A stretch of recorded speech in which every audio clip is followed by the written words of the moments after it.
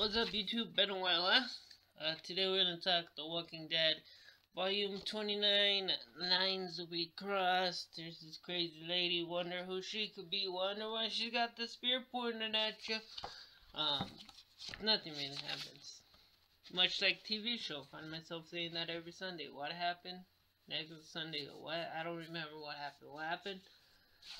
So this starts with Carl and his girlfriend Lydia sitting at the grave, Andrew's grave.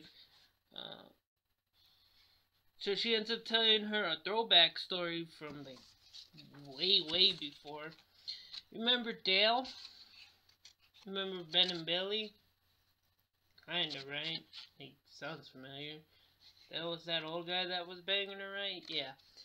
So, he tells Lydia the story of Ben and Billy when Ben stabbed Billy because he was cuckoo and didn't understand why you can't kill people. Remember that? When this was a crazy book?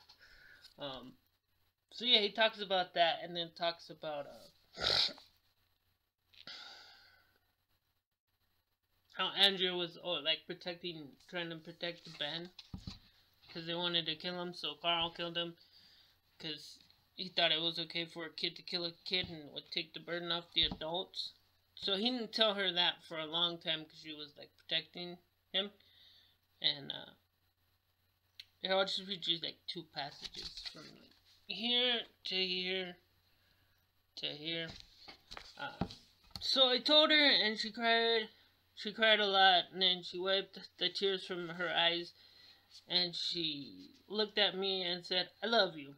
So it was like pretty much after like way longer than you would think. And then he goes on to say, excuse me, "My dad once told me that your parents love you no matter what. They can be ashamed, so they love you no matter what, period. They can be ashamed of you or disappointed in you, and they can even not like who you are at the moment, but they always love you, no matter what you do." So that's when I started calling Andrea Mom. And then they wrote, Andrea Grimes. So yeah, and then we get into, they're just rebuilding every place possible. Maggie's mad that Negan gets to go live at his own house. Eugene contacts Stephanie. She talks about Sid getting a hold of her. And like, "I only talked to you, Eugene," like this was their deal kind of thing. And then Rick comes in and they sit down and they talk to her. Rick like convinces her to meet them, but like away from, they'll go towards them, but not at your spot, but close to your spot, like we'll meet you there. In Ohio. So then he's gotta go make a team. And this is where things get a little not interesting, because like, son of a bitch, again with this. Rick goes to Wyatt and asks if he's seen Jesus, and like, Jesus like, "No, or Wyatt says he's been working too hard. Wouldn't have noticed him if I did see him." And then he tells him he's sorry. Rick says, "I'm sorry, I am." And he says, Dwight says, "You just keep on buzzing, Busy Bee. Make everyone think you're holding this place together, when really you're just making sure you get credit." And Rick's like, "Oh, we gotta talk later." So then he goes to Jesus. He finds Jesus. Carl tells Maggie he's going back with her to Hilltop. And he asks Jesus, like, "Hey, I need you to make a trip. Like, you're good at this. Can you make a trip to Ohio?" And he's like, Ohio? Trip like that could take weeks. And I'm gonna have to say, "No, I don't want to do this kind of thing anymore. I have something worth staying for." And he's like, and then Rick's like, "Oh, I'm sure Aaron can handle it on his own. He's no stranger to being out beyond the wall." And then, actually, basically told Rick, "Me and Aaron are together now." And he's like, "Oh, cool, I'm happy for you. Congratulations." And then Rick goes to talk to Dwight at night, and they get in an argument. And remember, like, 2 volumes ago, or a couple volumes ago, pretty much the whole time. Dwight's like, I don't want to be in charge of stages no more. And then, Dwight tells, Nick, they talk about Sherry for a second, and they point fingers at each other.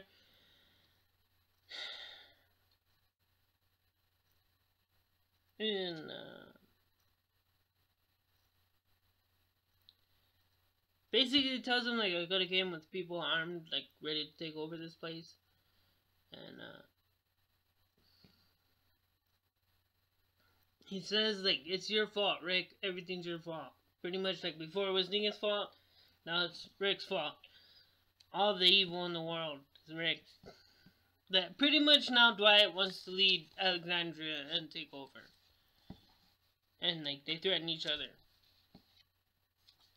Again, someone trying to overpower Rick and overthrow Rick. Then Michonne finds him, so Michonne's getting a group. She's gonna take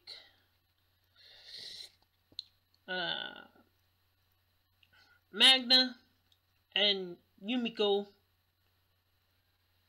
Siddiq wants to go, so Michonne, Magna, Yumiko, and Eugene are gonna go to Ohio on horseback. To Ohio on horseback. Rick's been sleeping at Andrea's grave. Carl comes to tell him he's gonna go live at Hilltop and help rebuild that. And then here's a touching moment. You're not mad because you have a life and you want to live it? No, son, I'm proud. And they hug. Wrong side. And then this is Negan going on about pork and beans and Dwight giving him the same guy because he's still mad at him. And they push him out, and pretty much everyone's leaving at the same time. There goes Negan, and then there goes Hilltop, and then there goes Michonne and her people. Rick ends up asking Jesus to stick around for a little bit to keep an eye on Dwight. She's like, okay. Nagy sends Dante to go spy on Negan. Yumiko's super excited about going on horseback into her death.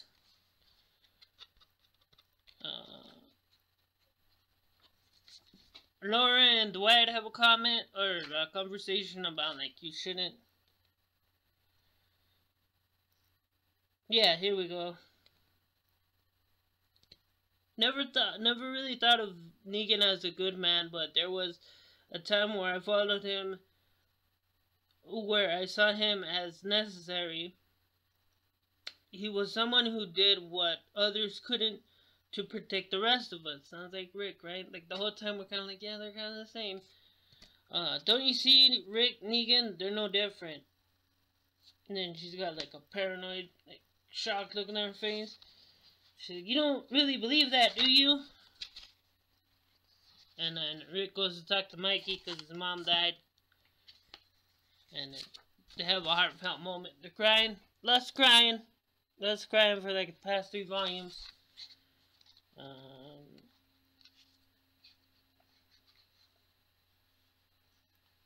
You find out Yumiko and Magna are gay for each other, which is cool. And there's Eugene being a creepy Eugene watching people do the dirty deed again. And they get attacked and they like blame Siddiq. And Aaron and Jesus are gonna go back. They're fine. This is Ohio or Pittsburgh. Pittsburgh's empty. And they go through Pittsburgh and it's fine Siddiq tells Eugene that Rosita was in love with him and they were gonna, you know, hook up. And they did hook up actually behind Eugene's back, which is like poor Eugene. She told Siddiq, I didn't love him, he didn't love me, it was stupid. Oh, that's what she told Eugene, I think. I don't remember. This one, Rosita and Eugene. I don't remember who she said that to. But yeah. She's like, thanks for telling me. Because Siddiq's like, oh, you saved my life. Oh my god. So then Michonne does this. Like, remember zombies like noise? Or walkers like noise, and they're attracted to noise. So she screams this in an empty Pittsburgh. Okay, now how many times? Then they do this. Hello? And nothing happens. But oh my god! There's a lady with a spear. It's the girl from the cover. Oh no, what's gonna happen? She's got a big old gun. Basically, she says that she hasn't talked to anybody in a year because Pittsburgh's empty and she's the princess of Pittsburgh. Her name's Juanita Sanchez. And she, like, pretty much talks for, like, a long time and convinces them to take her with them. And the city's not completely empty. There's zombos there. But we got these machine guns, so it's all good. So they take her to her place. And this is where it gets weird. She's talking about minorities.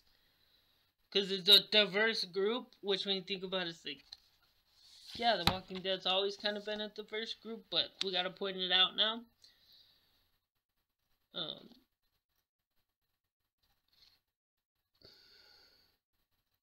Yeah, I gotta say, I'm really liking the ratio here. Asian American, African American, Arab American. That's a lot of hyphens. Only 2 men. Only 2 white people. I'm Greek. What's your point? Hey, you're pissed that you're white? That she called you white? What the... Why? Why are we having this conversation? Oh, now I get it. Now that I get a better look at you, I see that olive tone to your skin. You're beautiful. I'm just saying, as a Mexican American, it's nice to see the numbers evening out, you know. Maybe we're not all in the minority anymore. The only minority left these days is alive. This is like the first time they brought this up. I wonder if anyone's ever said that. What a cruddy term. When it gets down to it, right? Ever think about that? There were less of us, so they called us minorities. It just sounds so negative. Like the word was designed to make everyone dismiss us immediately. There were so many better options. I mean, there's less of you that makes you special and unique. Specials, uniques, both great. Or what about rare? That would have been cool. My brother and I are rarities. I love it. Like, what's the point of that? And then Michonne's got like a smug look on her face. She's like, what? You got a point. I'm growing on you. I'll do that. And then like she gets to her spot and she pulls her joint. She's like, ha ha ha. I'm crazy. Like, keep in mind this lady hasn't talked to anybody in a year.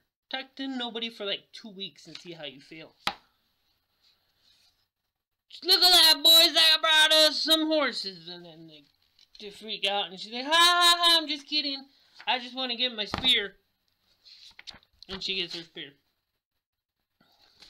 So that's Juanita, the princess of Pittsburgh. She doesn't like the name Juanita, so call her princess.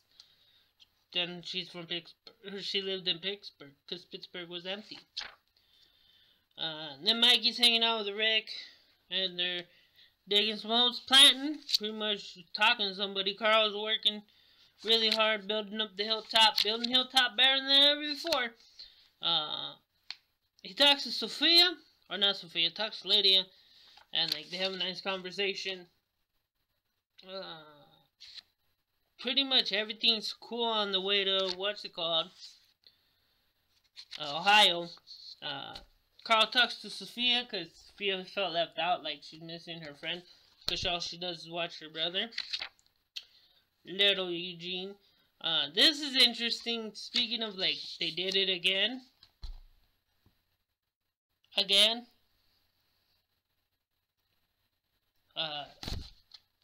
Aaron and Jesus got attacked by a whisperer. They end up killing him though, just to show you. And they're like, hey, wasn't that the guy that he played basketball and was on TV? And he's like, no, I don't have a name. And then dies. Sophia makes the point that he'll talk to, or Carl will talk to Sophia more, and Data's got stink face about it because he wanted to help her when she's carrying wood or stuff. Then, hey, guess what? There's more whisperers hanging out in the woods. But then there's like a new family, and they don't, like the kid and the wife and the kids not into it. Like, why we gotta put it on someone else's skin? And then Jesus and Aaron kill them and save the new people, and they're gonna bring them to the hilltop because we're still doing that. Then they got Rick grieving at his wife's grave again. More than he ever grieved for Lori. You remember Lori? Nah, Rick don't either.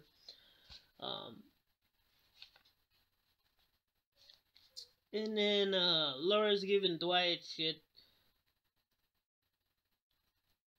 And then she's like, he's in pain, can't you see that? We're all in pain. Oh fucking hell, seriously? I'm done. I'm done. I'm so fucking done with you. Why is every savior gotta say fuck every other, 2 seconds? Loose meaning of the word. Everything is terrible, nothing is going your way, you're not happy at the sanctuary, you're not happy here.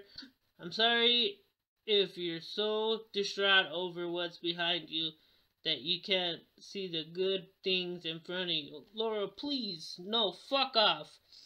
Let me know when you're done being sad about the woman who fucked you over constantly. Maybe I'll still be interested. And then he just stands there like an asshole. Then they finally make it to Ohio. And nobody's there. Except for somebody is there, but you don't know.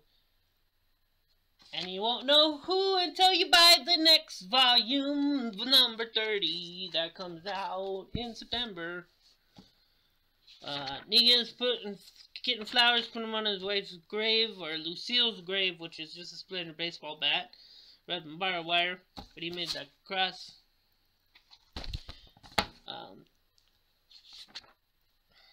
See, yeah, Negan's trying to figure out how to live on his own. This is kind of funny. He sees the baseball bat in the barn. No, no, no, no, no.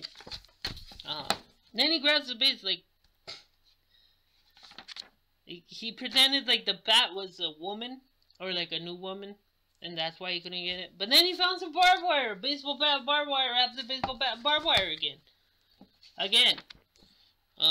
Maggie shows up and puts a gun to his head, and pretty much the only thing you get from here is he's sorry and he remembered Glenn's name, and he told her I'm so sorry and whatnot.